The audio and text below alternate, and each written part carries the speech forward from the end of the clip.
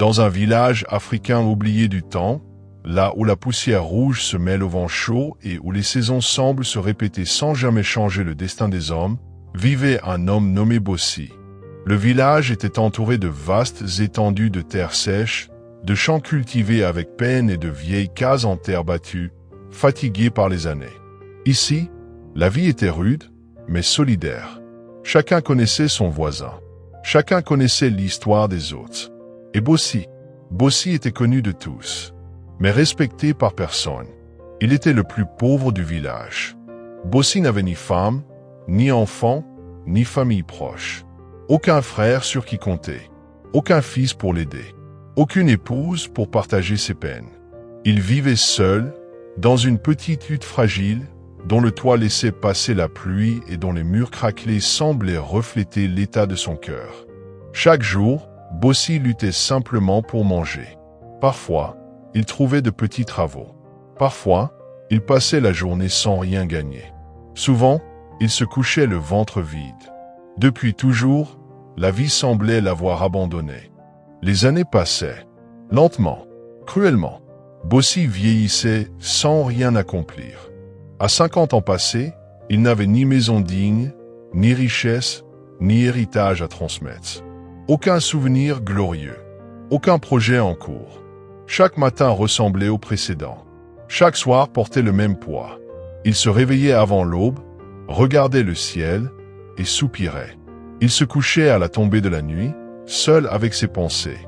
Peu à peu, la dépression s'installa dans son esprit, comme une ombre silencieuse. Personne ne le remarquait vraiment. Personne ne lui demandait comment il allait. Personne ne voyait son combat intérieur. Et quand un homme souffre en silence trop longtemps, il finit par croire que sa vie n'a aucune valeur. Un jour, fatigué de se battre contre une vie qui ne lui donnait rien, Bossi prit une décision terrible. Ce matin-là, il se leva plus tôt que d'habitude. Il ne parla à personne. Il ne salua personne. Dans un coin de sa hutte, il prit une vieille corde. Ses mains tremblaient légèrement, mais son visage était vide, comme si les larmes s'étaient épuisées depuis longtemps. Sans bruit, il quitta le village. Il marcha longtemps, s'éloignant des habitations, jusqu'à atteindre un grand arbre isolé, debout au milieu de la nature, loin des regards et des voix humaines.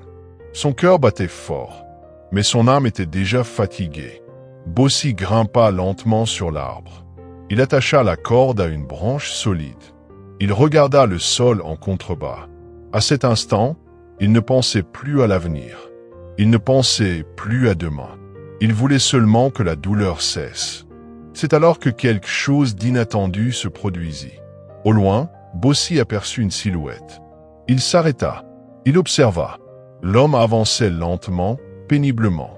Chaque pas semblait lui coûter un immense effort. En regardant mieux, Bossi remarqua. Cet homme handicapé. Il marchait difficilement à l'aide d'un bâton, le corps légèrement penché, comme quelqu'un qui avait appris à vivre malgré ce manque. Arrivé sous l'arbre, l'homme trébucha. Il tomba presque, puis s'assit lourdement au sol, haletant. Il resta silencieux quelques instants. Puis, comme s'il parlait à la vie elle-même, il murmura d'une voix faible, mais étonnamment sereine. Le meilleur reste à venir. Ces mots traversèrent le cœur de Bossi comme une flèche.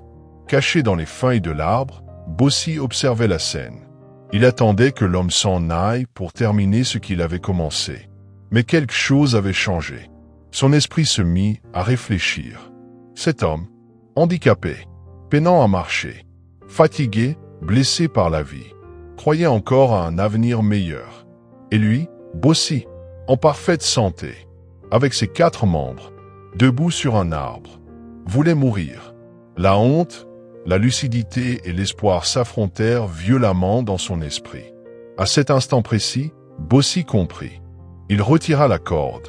Ses mains tremblaient davantage qu'avant. Il descendit lentement de l'arbre. Chaque pas vers le sol était un pas vers la vie. Pour la première fois depuis longtemps, Bossi choisit de vivre. Il regarda une dernière fois l'homme handicapé, puis reprit le chemin du village. Ce jour-là, Bossi n'était plus le même homme. Bossi passa des nuits entières sans dormir. Mais ce n'était plus la dépression qui l'empêchait de fermer l'œil. C'était la réflexion. Il savait désormais une chose. Tant qu'il était vivant, tout était encore possible. Quelques jours plus tard, il alla voir un notable du village, un homme respecté, propriétaire de vastes terres agricoles. Bossi se présenta humblement. « Donne-moi une terre à cultiver, dit-il.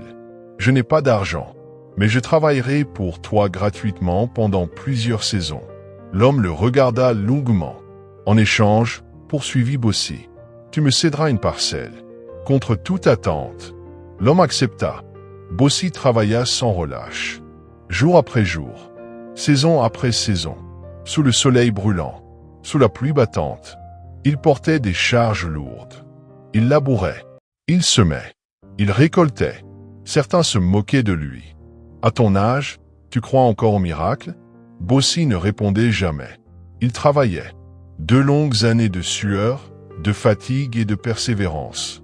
Et enfin, la promesse fut tenue. Bossi reçut sa propre terre. Il la travailla avec amour. Il sema du maïs. La pluie vint au bon moment. La terre fut généreuse. Et la récolte dépassa tout ce que le village avait connu. Les grains étaient gros, beaux, savoureux. La nouvelle se répandit comme une traînée de poudre. Bossi gagna de l'argent, puis encore plus. Il acheta d'autres terres, puis encore d'autres. Celui qui était le plus pauvre devint l'homme le plus riche du village. Mais Bossi n'avait pas oublié d'où il venait.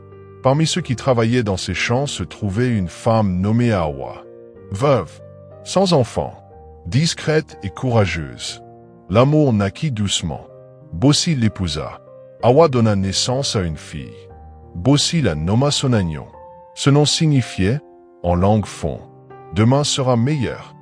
Devenu adulte, Sonagnon était admiré de tous.